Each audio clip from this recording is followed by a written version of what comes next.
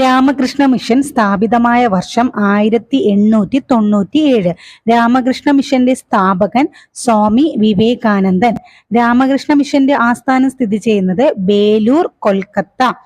രാമകൃഷ്ണ മിഷന്റെ ആപ്തവാക്യം ആത്മാനോ മോക്ഷാർത്ഥം ജഗത് ഹിതായ. ആത്മാനോ മോക്ഷാർത്ഥം ജഗത് ഹിതായ. രാമകൃഷ്ണ മിഷന്റെ വനിതാ വിഭാഗം ശാരദ മഠം. സ്വാമി വിവേകാനന്ദന്റെ ഗുരു ശ്രീരാമകൃഷ്ണ പരമഹംസർ.